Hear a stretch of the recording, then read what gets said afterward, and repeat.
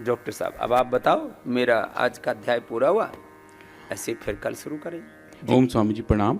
आपके चरणों में मेरा नमस्कार और आप सबको मेरा अभिवादन। स्वामी जी अब हम बात करेंगे पुत्र जीवक के बारे में।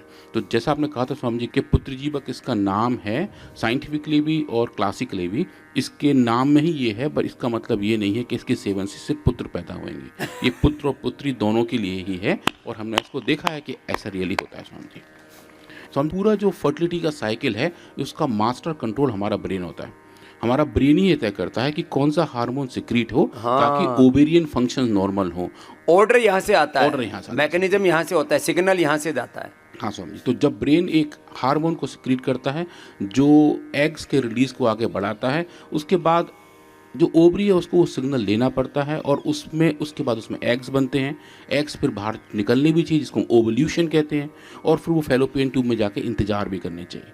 और जब स्पर्म्स वहाँ पहुँच के उनसे मेट करते हैं उसके बाद एक एम्ब्रियो बनता है और एम्ब्रियो भी जाके रीप्लांट होता है फैलोपियन ट्यूब में। तो समझ इतनी लंबी पूरी एक श्रृंखला है और इसमें सेम पुरुषों में उसके टेस्टिकल्स में सिग्नल जाता है, वहाँ स्पर्म पैदा होता है और उसकी क्वांटिटी, क्वालिटी, स्पीड, उसकी हेल्थ अच्छी होती है, ये दोनों काम होते हैं। हाँ स्वामी जी। तो पूरे साइकिल में जो जितने भी वेरिएबल्स हैं अगर कोई एक भी थोड़ा भी खराब हो तो उसकी वजह से इनफर्टिलिटी होती है। कई बार छोटे माइनर कारण होते हैं, सारे टेस्ट नॉर्मल और बच्चे नहीं हो रहे, तो हम यज्ञ की भस्म देते, मैंने कहा इसको पी लेना और उससे बच्चे हो जाते हैं। बॉडी ऐसे दिखते हैं, अल्कलाइन होगी, बच्चे हो गए, सिग्नलिंग ठीक हो गया। हाँ स्वामी जी। तो पूरी सिग्नलिंग ठीक हो जाती है, पूरा ऑर्गन सिस्टम। और जैसा अब हम पिछले कई बार से कर रहे हैं डिस्कस कि इंटर ऑर्गन कम्युनिकेशन, एक ऑर्गन दूसरे ऑर्गन से जो वार्तालाप और संदेश भेज रहा है, जैसे घर में बातचीत होती है, अगर वो संदेश ठीक ठाक होते हैं तो पूरे तरीके का संदेश बना रहता है, आपस में कोऑर्डिनेशन रहता है। तो वो कोऑर्डिनेशन स्वामी दोबारा से शब्द बोलो, इंटर ऑर्गन कम्युनिकेशन।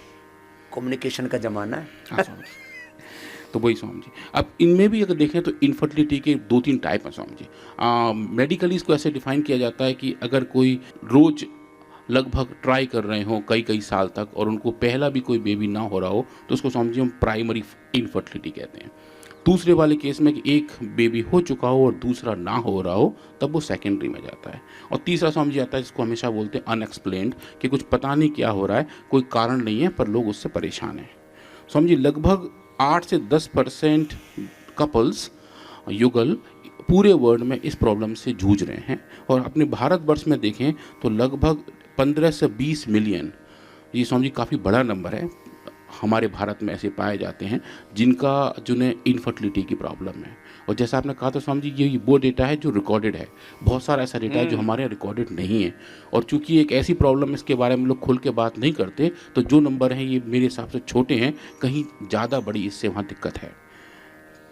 अब इसके बाद देखें स्वामी जी इनके रिस्क फैक्टर तो कल बहुत सारे बात किए थे। एक तो लेट एज की जो मैरिज है उसका भी एक बड़ा कारण है, और दूसरा Swami ji eating disorders, alcoholic problems, environment के जितने टॉक्सिन्स हैं, केमिकल्स हैं, पेस्टिसाइड्स हैं स्वामी जी, आजकल ओवर एक्सपोजर ऑफ पेस्टिसाइड और हर्बिसाइड, उनकी वजह से भी इनफर्टिलिटी आती है। और इनफर्टिलिटी में एक बात और जोड़ देता हूँ, स्पर्म ओवम में भी यूरिया, डीएपी, फर्टिलाइजर्स, पेस्टिसाइड चले गए, तुम्हारे खून में भी चले गए, और माँ बच्चों को जो दूध पिलाती है उसमें भी चले गए। पता नहीं कब संभलेंगे हम।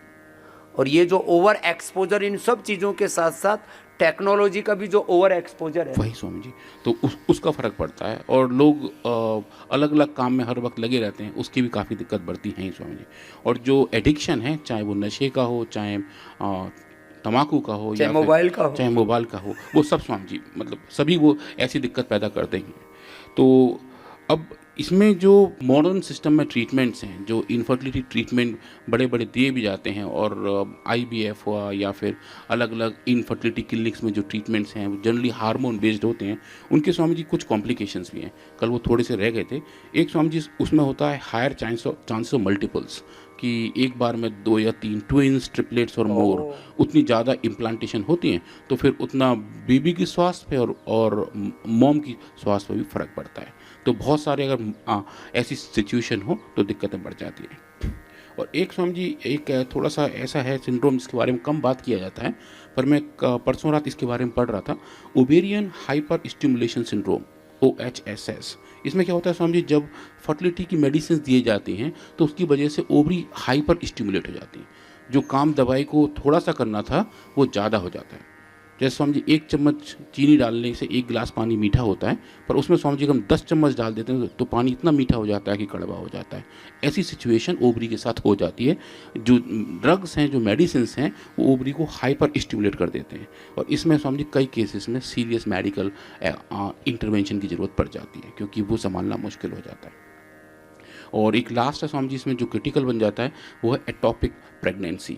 मतलब जो एम्ब्रियो का इम्प्लांटेशन है वो यूटेरस के अंदर होने की जगह उसके बाहर कहीं हो जाता है, तो फिर उसकी भी सर्जरी करनी पड़ती है, और जो उसके दर्द हैं उनसे थोड़ा सा लड़ना पड़ जाता है।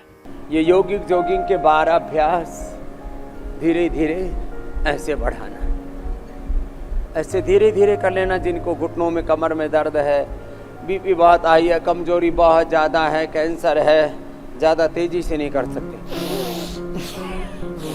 पूरा श्वास ले, पूरा छोड़ो, देखो ऐसे। ये 2 अभ्यास भी आप कर लेते हैं, एक ये होले होले, तो इससे भी आपके मूवमेंट्स बहुत अच्छे हो जाएंगे। और जो तेजी से कर सकते हैं वो इसको ऐसे करें, और दूसरे अभ्यास को ऐसे करें। तो अभी 12 के 12 अभ्यास। एक, पहले में धीरे धीरे करते हैं ऐसे ऐसे ऐसे, फिर दूसरे में ऐसे ऐसे करते हैं, फिर तीसरे में ऐसे ऐसे करते हैं। पूरी बॉडी के मूवमेंट्स अच्छे हो जाते हैं, ऐसे फिर ऐसे करते हैं। फ्लेक्सिबिलिटी को मेंटेन रखने के लिए ऐसे करते हैं, नहीं तो थोड़े दिनों में आपकी हालत खराब हो जाती है। आप ऐसे बैठ नहीं पाते हैं, बैठ जाएं तो उठ नहीं पाते। ऐसे अपने अपने अभ्यासों को पूरी प्रखरता के साथ करना।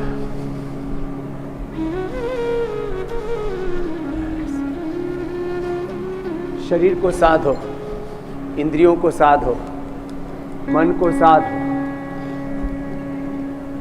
ऐसे। तो योग में जो भी कर रहे हैं आप, उसको पूरी प्रखरता से करो।